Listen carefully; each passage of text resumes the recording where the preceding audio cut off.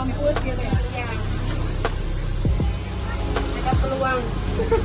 Proses awalnya gimana teh? Kenapa bisa pilih jualan ini? Karena sering lewat sini teh, terus tertarik gitu. Modal awalnya untuk ini semua kayaknya nyampe 20 mas. Kalau sama modal sama bangunan ya. Kalau cuma nggak sama bangunan itu nggak sama bangunan terus kayaknya kalau bahannya ya lama kayak 5 gitu. Perintilannya kayak Iya, banyak ya.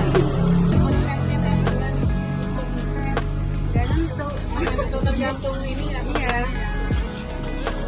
Kalau nggak ada anak kampus dia itu jadi hambatan ya kan. Kalau misalkan libur gitu anak kampusnya ya.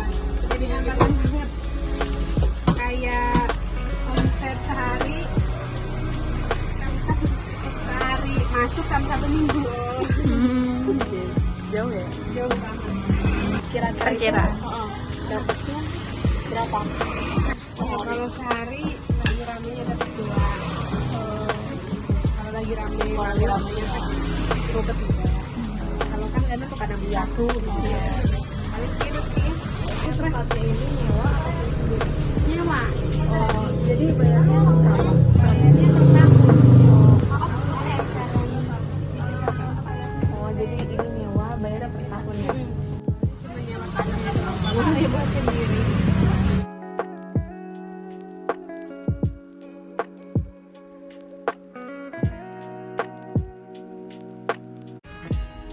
Halo teman-teman semua, tadi kan kita sudah menyaksikan bagaimana proses pembuatan seblak dan juga mendengarkan wawancara yang kami lakukan kepada penjual seblak.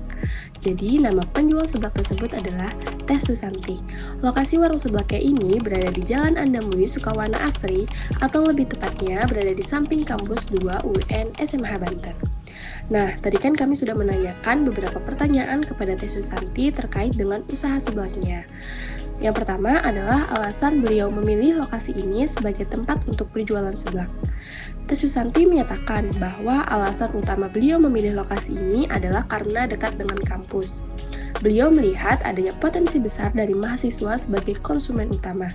Dengan lalu lintas mahasiswa yang tinggi di sekitar kampus, peluang mendapatkan pembeli pun semakin besar. Beliau juga menyatakan bahwa lokasi ini cukup strategis untuk berjualan makanan seperti seblak. Proses awal memulai usaha.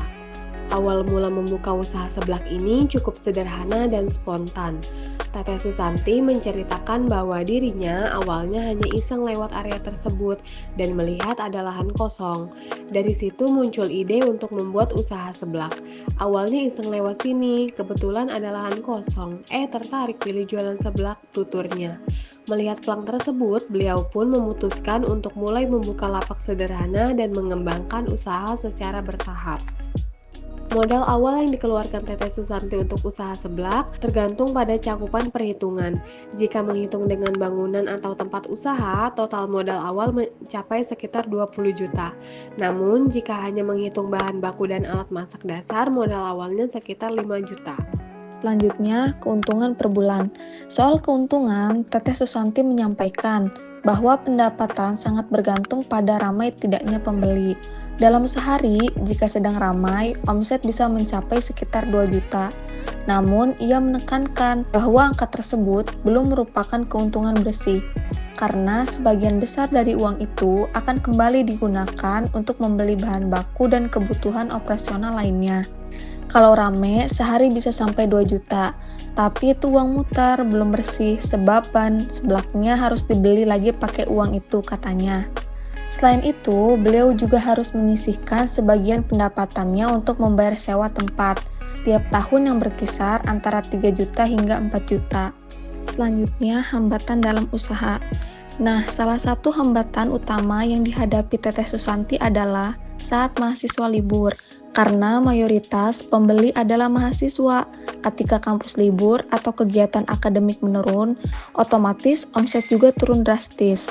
Ia menggambarkan penurunan itu dengan perbandingan yang cukup mencolok. Kalau anak kampus libur, pemasukan berkurang. Ibaratnya omset 1 minggu bisa turun, jadi cuma dapat dalam 1 hari, keluhnya.